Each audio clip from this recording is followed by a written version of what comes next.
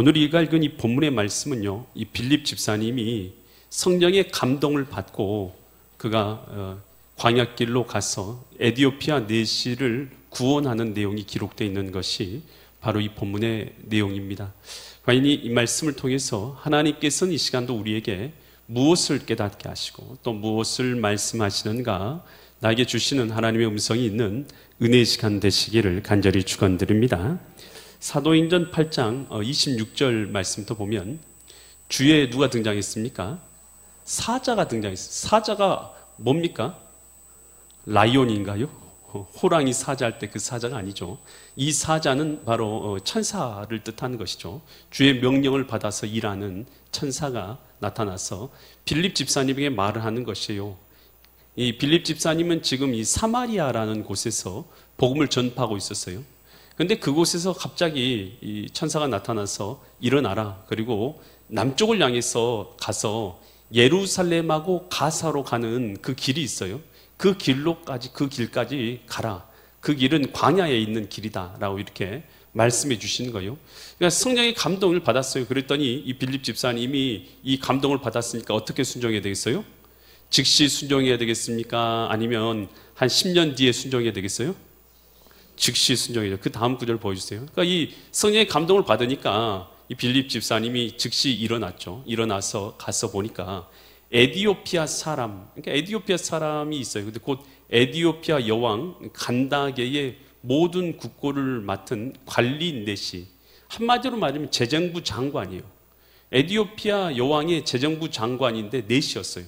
그가요 예배하러 예루살렘에 온 거예요. 그러니까 이 지금 에디오피아 내시도요, 그 마음 가운데 하나님을 찾는 마음이 그 마음 가운데 있는 사람이었던 것이에요. 하나님을 찾고자 하는, 하나님을 만나고자 하는 마음이 있었던 사람인 거예요. 그랬더니 계속해서 그 다음 구절 보여주세요. 돌아가는데, 그러니까 그 에디오피아 내시가 예루살렘에 갔다가 이제 다시 에디오피아로, 예루살렘에 갔다가 돌아가고 있는 길이죠. 그러면서 수레를 타고 가요. 수레 타고 간다니까 이 마차라고 생각하시면 돼요. 그러니까 마부도 있고 그리고 사람들도 있고, 그래서 수레를 타고 가는 거예요. 근데 그때 선지자 이사야의 길을 잇고 있는 거예요. 성경책에 이사야 성경책을 잇고 있었던 것이에요. 그랬더니 29절 보니까 이번에는 성령이 빌립에게, 성령 하나님이 보입니까? 안 보입니까? 보여요? 안 보여요? 안 보이죠. 성령님은 안 보이십니다. 그렇지만 우리에게 어떻게 역사하시냐? 여러분, 우리에게요 감동을 주셔요. 그래서 우리를 깨닫게 하시고 이해하게 하시고 살아가게 하시는 능력이 있으신 것이죠. 그래서 성령께서 감동을 주시는 것이죠. 빌립 집사에게 이르시되 이 수레로, 지금 에디오피아 내시가 타고 가는 이 수레로 가까이 나아가라 라고 말씀하시는 거예요.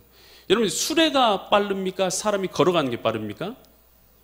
수레가, 마차가 더 빠른 것이죠. 그랬더니 30절 보니까 빌립이 어떻게 해야 됐어요? 달렸어요. 그러니까 하나님의 말씀에 순종하기 위해서 달렸어요. 달려가서 선지자 이사야 글을 읽는 것을 듣고 말하되 읽는 것을 깨닫느냐라고 묻게 되면서 그의 영혼을 구원하게 됩니다. 여러분, 지금 성령께서 우리 마음이나 우리 삶 가운데 감동이라는 걸 주셔요. 깨달음도 주시고 또 우리에게 무언가를 하도록 어떤 마음을 주셔요. 그랬을 때 우리가요 순종할 때에 빌립이 에디오피아 내시를 구원한 것처럼 복음이 전파되고 영혼이 구원받게 되는 줄 믿습니다. 여러분, 이 에디오피아 내시, 빌립에게 에디오피아 내시는 하나님께서 순종하도록 해서 복음을 전파하게 한 대상이잖아요. 저와 여러분들에게 있어서 에디오피아 내시가 누구냐는 거예요. 여러분, 하나님께서요 예수님을 믿는 자들 마음 가운데는 모두 다 성령 하나님을 주신 줄 믿습니다. 성령님은요 감동을 주시고 깨닫게 하셔요. 그랬을 때 나에게 있는 에디오피아 내시는 누구냐는 거예요. 여러분에게 있는 에디오피아 내시는 누굽니까? 하나님께서 감동을 주셔서 복음을 전파하게 하고 그 사람으로 하여금 구원을 얻게 하는 그 사람이 누구냐는 거예요. 여러분, 그 사람이요 남편이 될 수 있어요. 혹은 아내가 될 수도 있어요. 혹은 자녀들이 될 수도 있습니다. 혹은요 친구가 될 수도 있는 것이고, 혹은요 직장에서 만나는 동료나 상사가 될 수도 있고요. 혹은 우리가요 길거리에서 만나게 되는 이름도 알지 못하는 어떤 사람이 될 수도 있어요. 누군지는 몰라요. 성령의 감동은요 우리 각자에게 하나님께서 주시기 때문인 줄 믿습니다. 여러분, 그랬을 때 우리가 어떻게 해야 돼요? 우리에게 있는 에디오피아 내시가 누군지를 발견해내야 하는 거예요. 그리고 우리가 순종해야 될 줄 믿습니다. 내게 주신 성령의 감동에 순종해서 그들에게 복음을 전파할 때에 빌립을 통해서 복음이 전파되어 영혼이 구원받는 것처럼 우리를 통해서도 구원받는 역사가 일어나게 될 줄 믿습니다. 이 베드로가요, 요빠에서 무두장이, 그러니까 가죽 수선하는 수선공 시몬의 집에서 머물고 있었어요. 그런데 갑자기 환상이 그에게 싹 열리면서 보여주는데, 한마디로 이 바구니 같은 것이 위에서 이제 내려오는 것이에요. 내려오면서 큰 보자기가 이제 위에서 내려오면서 그 안에 이제 다양한 동물들이 들어있는 것이에요. 동물들이 이제 4발 가진 짐승들, 날아다니는 것들, 이 기어다니는 이런 것들이 그 안에 들어있는 것이 내려와요. 그러면서 이 부정한 짐승들이죠. 그에게 보기에는. 그래서 그러고 있는데, 보고 있는데 하나님의 음성이 그 환상과 함께 들리는 거예요. 이것들을 먹으라, 잡아먹으라 그런 거예요. 그랬더니 이제 베드로가 그렇게 말하는 것이죠. 저는 부정한 것을 어렸을 때부터 먹지 않았고 저는 부정한 것을 먹지를 않습니다 라고 이렇게 하나님 앞에 응답을 드려요.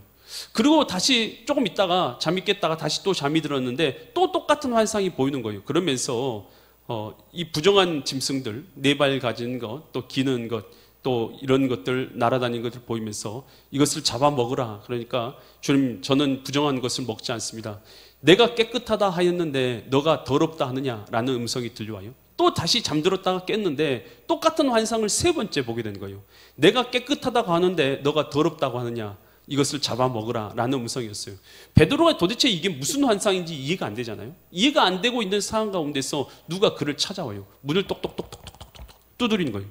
나가서 보니까 그 고넬료라는 백부장, 로마의 백부장의 하인 2명이 와 있는 것이에요. 그에게 와서요, 자기 집에 와서 말씀을 청해 주기를 소원하면서 그들이 온 것이에요.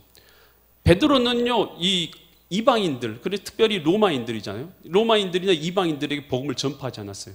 그들은 부정한 자다, 더러운 자들이다, 구원받지 못한 자들이다 라고 여기고 있었기 때문인 거예요.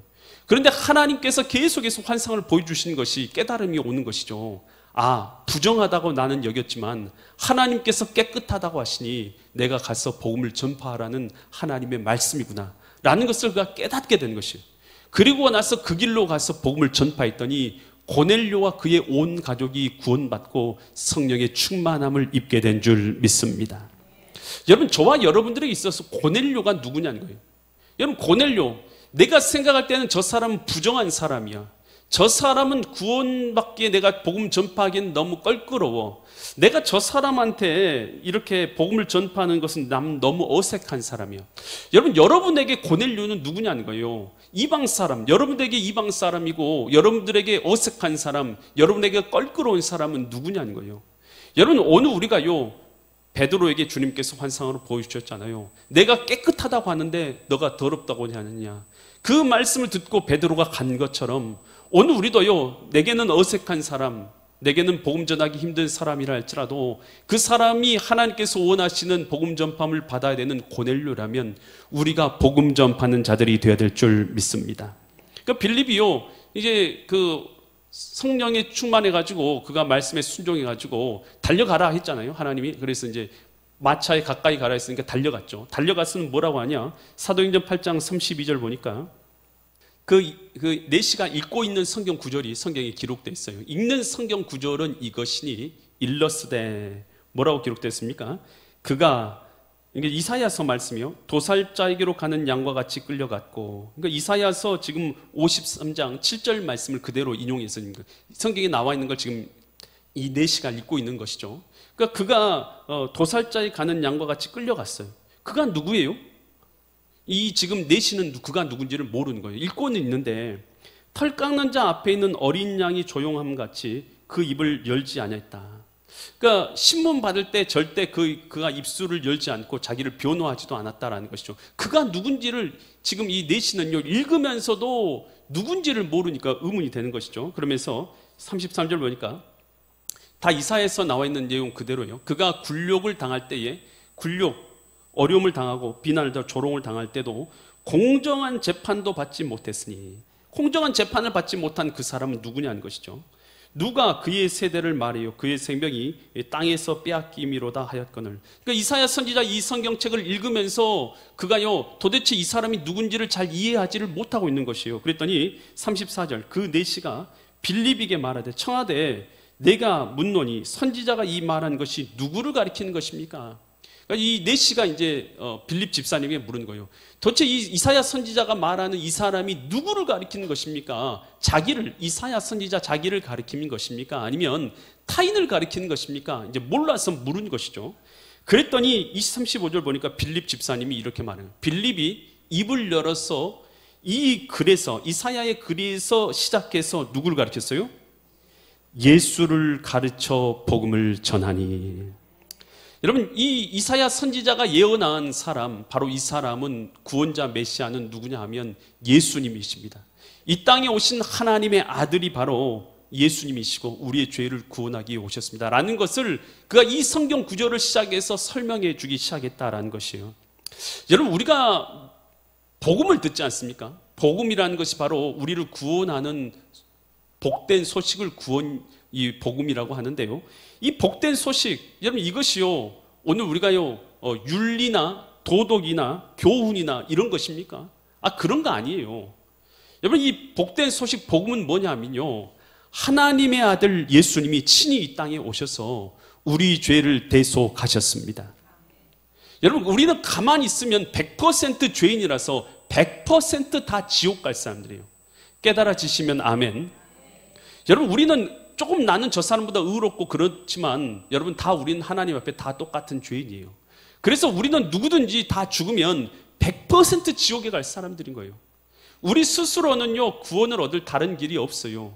그런 우리를 구원하기 위해서 하나님의 아들 독생자 예수님이 오셔서 우리의 죄를 대속해 주신 줄 믿습니다. 여러분, 그래서 예수님이 누구신지를 아는 것, 이게 뭐냐 하면 복음의 핵심이에요. 예수님이 4대 성인 중에 한 명입니까? 예수님이 철학자입니까? 예수님이 선지자입니까? 예수님이 혁명가입니까? 예수님이 어떤 사람이냐는 것이죠. 여러분, 예수님이 도대체 여러분들에게는 어떤 사람이냐? 여러분, 예수님이 누구신지에 대해서 분명하게 아는 것, 여러분 이것이 복음의 시작인 줄 믿습니다. 예수님은 나를 구원하러 오신 하나님의 아들이신 줄 믿습니다. 여러분, 이 사실을 성경에서 말해주고 있는 것이죠. 여러분, 이 수가성 여인 이야기를 우리가 잘 알고 있잖아요. 이 수가성 여인은요 남편이 5명이나 있었어요. 5명을 만났지만 다 버림을 받았어요. 그 마음 가운데 얼마나 깊은 상처가 있었겠습니까? 여러분, 5명을 만나고 헤어질 때 그 마음의 상처, 그래서 그 마음 가운데요 스스로를 소외시키는 거예요. 누구도 만나고 싶지 않은 것이죠. 그래서 물을 기르러 갔는데 사람들이 다 잠들어 있는 그 시간에 물 기르러 갔다가 그곳에서 예수님을 만나게 됩니다. 근데 그 예수님께서요 그 여인의 과거에 대해서 전부 다 알고 있는 것이에요. 그 여인이 5명의 남자를 만났다가 버림받은 것과 지금 만나고 있는 그 남편도 자기 남편이 아닌 다른 남자를 만나고 있다는 그 사실을 그는 알게 된 것이죠. 이 사실을 말해준 거예요. 이 음성을 듣고 나서 이 여인이요, 사마리아 여인이 예수님 앞에 자신의 신앙생활하면서 궁금했던 것을 물어봐요. 그랬더니 예수님께서 그에게요 누구도 말해주지 않았던 진리를 그에게 깨닫게 해주신 것이죠. 그러면서 그 여인이 물어보는 것이요, 요한복음 4장 25절처럼 물어봐요. 그 여자가 이르되 메시아 곧 그리스도라 하는 이가 오실 줄을 내가 아노니 그가 오시면 모든 것을 우리에게 알려주실 것입니다. 우리가 모르는 모든 것 다 알려주실 것입니다 라고 그렇게 답변해요. 그랬더니 26절에서 예수님께서 이렇게 말씀하세요. 예수께서 이르시되 내가 말하는 내가 그라 하시니라. 그러니까 메시아가 오시면 나에게 모든 걸 알려주실 겁니다 라고 말했더니 그가 바로 누구라고 말해요? 내가 바로 메시아다 라고 예수님께서 그녀에게 분명히 말씀해 주신 것이죠. 이 여인은요, 그러니 사마리아 여인은 메시아 되시는 예수님을 만난 것입니다.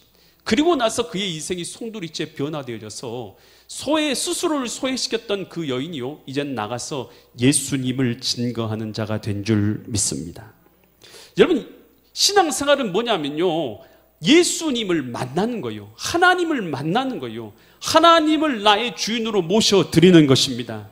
이게 바로 신앙생활이에요. 신앙생활은 우리가요 윤리나 도덕이나 철학이나 이런 것 아니에요. 오늘 신앙생활은요 하나님을 만나는 것인 줄 믿습니다. 근데 마틴 루터 우리가 이 대해서 잘 알고 있는데요. 이 마틴 루터는 원래는 이 수도사였어요. 근데 자기가 지은 극심한 죄로 인해서 늘 고뇌를 했던 수도사였어요. 이 루터가요 1511년에 27살의 나이로 그 수도사로서 로마에 파견됩니다. 근데 로마에서요 이 루터는요 성지들을 돌아다니면서 성지 순례를 하게 돼요. 그러면서 그는 마음 가운데 성지를 순례하면서도 자기의 죄 문제를 어떻게 해결할까, 마음에 끊어지지 않은 양심의 가책이 그에게 계속 있었던 것이에요. 이 문제를 내가 어떻게 해결할까라고 하는데 이 빌라도의 계단을 이제 오르내린 것이 성지 순례 중에 유명한 게 있어요. 이 빌라도의 계단이라는 것은 예수님께서 빌라도에게 이 재판을 받기 위해서 이 계단을 올라하셨던 그 계단, 그것에 예수님이 흘리셨던 피가 묻어있는 그 계단이에요. 그래서 이 사람들이 순례자들이 그 계단을 28개의 계단인데 그것을 무릎으로 오르내리면서 예수님께서 걸으셨던 그 고난의 길을 묵상하는 것, 이것이 바로 당시 이 수도사들이 하는 것 중에 하나였어요. 그는 이제 그 마음의 소원이 풀었죠. 자기가 이 빌라도의 계단을 오르락 내리락 하다 보면 자기의 죄책감이 전부 다 사라질 것이다 라는 그런 마음이 있었던 것이죠. 근데 무릎으로요 그가 이제 그 빌라도의 계단을 오르락 내리락 계속 반복하는 거예요. 그 마음의 죄책감을 씻어버리기 위해서. 그런데 아무리 무릎이 다 찢어지도록 그가 빌라도의 계단을 오르락 내리락 했지만 여전히 그 마음 가운데 있는 그 죄책감이나 죄의 문제가 해결되지를 않는 거예요. 그때 그가요 그 고난 가운데 있을 때 하나님의 성경 말씀이 떠올라요. 로마서 1장 17절 말씀, 로마서 1장 17절 말씀 보여주시겠습니까? 복음에는 하나님의 의가 나타나서 믿음으로 믿음에 이르나니 기록된 바 오직 의인은 뭘로 살아요? 믿음으로 말미암아 살리라. 오직 의인은요 믿음으로 말미암아 살게 된다 라는 그 말씀이 떠오르게 되는 거예요. 아 그렇구나, 내가 죄사함을 받고 구원을 얻고 하나님의 자녀되고 이 죄에서 해방되는 것은 내 능력으로 되는 것이 아니라 하나님의 은혜 안에서만 가능한구나. 오직 이 땅에 오신 예수 그리스도를 믿음으로만 죄사함을 얻게 되는구나 라는 것을 그가 깨닫게 되죠. 그러면서 그가 종교개혁을 1518년에 일으키게 되면서 천주교하고 기독교가 분리되게 되는 거 아니겠습니까? 오늘 우리가 신앙생활은요 오직 예수 그리스도의 보배로운 피, 그 피가 우리에게 언약되어져서 그 피 안에 있는 자들이 죄사함과 구원을 얻게 되는 줄 믿습니다. 그래서 우리 성경을 통해서 우리가 무엇을 만나야 하느냐, 요한복음 5장 39절에서 이렇게 말해주고 있어요. 요한복음 5장 39절에서 너희가 성경에서 뭘 얻는다고 생각해요? 영생을 얻는 줄 생각하고, 예수님이 하신 말씀이에요. 성경을 뭐하고 있어요? 연구해요. 성경을 통해서 영생을 얻을 것을 알고 성경을 연구하지만 이 성경이 곧 누구에 대해서 증언하는 것이에요? 예수님에 대하여 증언하는 것이라. 예수님에 대해서 증언해요. 그러나 40절에 어떤 구절이냐면 그러나 너희가 내게 오기를 원하지 아니한도다 라고 말하는 거죠. 그러니까 성경을 읽어서 우리가 누구를 만나야 되냐면 하나님을 만나야 될 줄 믿습니다. 성경을 통해서 이 땅에 하나님의 아들 되신 예수님을 만나야 될 줄 믿습니다. 성경은요 곧 이 성경을 통해서 우리에게 누구를 만나도록 하시냐면 이 땅에 오시는 예수 그리스도를 만나도록 하기 위해서 기록된 것이 이 성경책인 것이에요. 그래서 성경책을 읽어서 우리가 예수님을 만나지 못하면요 다른 아무리 지식을 많이 쌓았어도 우리는 본질은 발견하지 못한 것이죠. 요한복음 20장 31절에서 이렇게 말하고 있는 것이죠. 오직 이것을 기록하면, 이것은 이 성경책을 기록한 것은 성경 기록한 목적이죠. 기록한 것은 너희로 예수께서 하나님의 아들 그리스도이심을 뭐하게 하려고요? 믿게 하려 함이요 또 너희로 믿고 그 이름을 힘입어 생명을 얻게 하려 함이니라. 이 성경책을 기록한 목적이요 예수님이 하나님의 아들이신 것, 하나님이신 걸 믿고 그 믿는 자마다 영생을 얻도록 하기 위해서 이 성경책이 기록된 줄 믿습니다. 그래서 성경을 통해서요 예수님을 만나야 되는 것이에요. 그러니까 지금 이 4시가요 지금 뭘 읽고 있었어요? 이사야 선지자를 읽고 있었어요. 이사야 선지서를 읽고 있었어요. 그러다가 이 선지서에 나온 사람이 누군지 물어본 거예요. 그랬더니 이 빌립 집사님이 이제 설명해 준 것이죠. 이 여기 등장하는 인물은 바로 예수님이라고. 예수님께서 우리의 죄를 대속하기 위해서 이 땅에 오셨고 십자가상에서 우리의 죄를 대속해 주시고 죽으셨다 부활하셔서 우리의 하나님 되신 걸 증명해 주신 분이라고. 예수님을 믿어야 죄사함과 구원이 있고 영생을 얻게 된다는 이 생명의 말씀을 전파해 준 거 아니겠어요? 그랬더니 이 빌립 집사의 말을 들었던 내시가 어떻게 말하냐면 사도행전 8장 36절에서 길 가다가 같이 마차를 타고 가고 있었겠죠. 빌립 집사님하고 물 있는 곳을 이르러서 내시가 이제 말한 것이죠. 뭐라고 말하면 보라 물이 있으니 내가 뭘 받아야 한다고요? 세례를 받음에 무슨 꺼리낌이 있느냐라고 말해요. 이 세례를 받는다는 것은 무슨 의미입니까? 세례를 받는다는 것은요, 공식적으로 나는 하나님을 믿고 주인 삼고 이제는 하나님의 자녀로서 그렇게 살아가겠습니다라는 공식적인 신앙의 고백이 바로 뭐냐면 세례인 것이에요. 그래서 지금 이 사람이 빌립 집사님에게 내가 세례받고 싶다라고 말하는 것은 뭘 의미하는 거예요? 나의 신앙, 예수님을 나의 구주로 모셔드리는 이 신앙을 공개적으로 공포하고 나도 이제 그렇게 살아가기를 원한다는 자기 믿음의 고백을 말한 것이에요. 그러니까 우리가요, 먼저는 예수님이 누구신지에 대한 지식이 있어야 되겠죠. 그리고 나서 그 지식에 대해서 뭐가 있어야 됩니까? 나의 믿음의 고백이 있어야 될 줄 믿습니다. 여러분, 예수님이 여러분들에게 누구십니까? 하나님의 아들이십니까? 여러분, 예수님을 믿는 자들에게 죄사함이 있음을 믿습니까? 예수님을 믿는 자들은 하나님의 자녀가 되는 걸 믿습니까? 예수님을 믿는 자들에게 임마누엘로 함께 하심을 믿습니까? 예수님을 믿는 자들에게 영생의 부활이 있음을 믿습니까? 예수님을 믿는 자들에게 지금 죽어도 천국에 들어가는 것을 믿으십니까? 여러분, 이 사실을 여러분 내가요 내 주인으로 예수님을 모셔 드리는 것입니다. 그래서 신앙생활은요 지식을 넘어서서 예수님이 내 마음 가운데 주인이 되시는 실제인 줄 믿습니다. 그래서 신앙생활을요 지식으로만 하면요 절대 신앙생활은요 변화가 일어날 수 없고 바뀜이 일어날 수 없어요. 왜냐하면 이거 신앙생활은요 지식이 아니라 예수님께서 내 마음 가운데 주인 되시는 실제 상황이기 때문인 거예요. 실제로 예수님 내 마음의 주인 되시는 거예요. 그래서 이 믿음의 증거, 가장 확실한 증거는 뭐냐면 내가 예수님을 주인으로 삼는 삶으로 바뀌는 것이요. 과거에는 내가 다른 것을 주인 삼고 살았지만 이제는 예수님을 내 마음의 주인 삼고 살아가는 삶으로 바뀌어지는 것, 이것이 바로 가장 확실한 증거라는 것이에요. 바울이요 다메섹 도상에서 예수님 믿는 사람들을 박해하던 사람이 다메섹 도상에서 부활하신 예수님을 만나게 됩니다. 그러고 나서 그의 인생이 어떻게 바뀝니까? 송두리째 바뀌죠. 그는 일어나자마자 눈이 뜨여져서 회복되자마자 즉시로 나가서 예수님을 전파하는 삶을 살기 시작하지 않습니까? 그러면서 그의 일생을 복음 전파하는 삶을 살아가죠. 그러면서 갈라디아서 2장 20절에서 그는 이렇게 말합니다. 내가 그리스도와 함께 십자가에 이제는 어떻게 됐어요? 못 박혔나니. 그런즉 이제 사는 것은 내가 사는 것이 이제 내가 내 마음의 주인이 아니요 오직 내 안에서 누가 사는 거요? 그리스도 예수께서 사신 것이라. 이제 내가 육체 가운데 사는 것은 나를 사랑하사 나를 위하여 자기 자신을 버리신 하나님의 아들을 믿는 믿음 안에서 사는 것이라. 누가 주인이란 뜻이에요? 이제 내가 사는 것은 예수님께서 주인 되신 삶을 살아가는 것이다라는 것입니다.